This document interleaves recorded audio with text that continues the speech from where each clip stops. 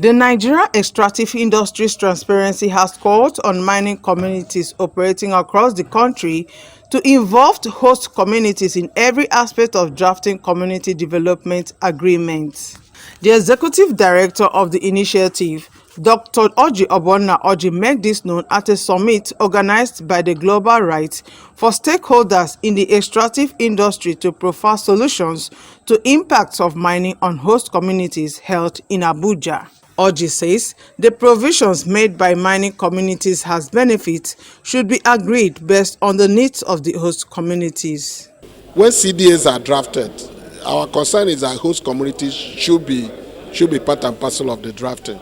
The agreement should also be based on identify their needs, and then it should be reflected in the agreement. The agreement may not specify everything that they need to know, but it should point to the road that could lead to addressing their needs. Agreements should not be written in such a way that host communities will find it difficult to understand and align it to their needs. 90 reports that we are producing is emphasizing the need for simplification and clarity of community development agreements and for civic participation of the host communities in the making of community development agreements, so that it won't be just a document. It should be a document. It should be a document that translates to impact in terms of schools available to them, in terms of clean environment, in terms of responsibility of who gets what and how, who do they hold accountable if anything goes wrong, how will the benefits that derive from mining in their communities trickle down to them in a manner that is transparent and accountable. Community development agreements, some of them are well written, very comprehensive, but when it comes to implementation, it becomes a problem because the communities for which these agreements are drafted do not know the contents, and they don't even know how to access the document. So if they are involved and they know and they are enlightened and they are informed, they will be able to ask informed questions and find out who to hold accountable if anything goes wrong. It's important that while we are doing this extraction, the government, private sector, and every other stakeholder is thinking about remediation strategies and mitigation strategies so that the resource communities do not suffer. Because we've seen it happen in Kogi State, we've seen it happen in Gombe State, where coal mining is done, even in Niger and Zamfara with the gold mining activities, and how that exponentially destroys the environment. So what can we do to remedy it? What can we even do to prevent it? And so HBS over time has worked with Global Rights to ensure that local host communities are protected. The government can do better. A lot of times, I think they complain that the manpower is small to supervise all these different pockets, and because a lot of mining communities are in serious rural terrain, is in serious rural terrain, we find that they are having difficulty to navigate those places. I remember sometime in Zamfara State, they had to release motorbikes to people, to their staff, to go into those communities. So I think the government needs to work closely with community members, with indigenes, with traditional rulers, and with CSO, because really government can't do everything.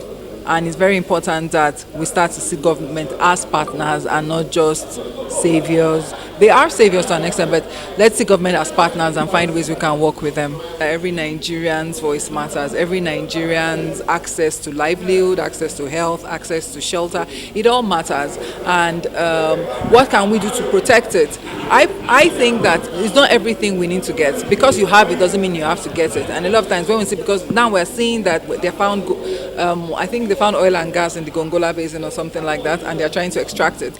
Are we ready to deal with the after effects of mining? We're still dealing with the Niger Delta area. Are we ready to deal with those after effects? Do we really think through those procedures? I don't think we do, and I think we really need to start thinking about alternative sources of energy, alternative sources of certain of these resources that we want, and understand that because you have it doesn't mean you have to use it. For my department is the sole responsibility for the issuance of consent letter. Before any mining company or company that intends to carry out exploration or mining activities must obtain a consent letter from a community where the mining is intended to be.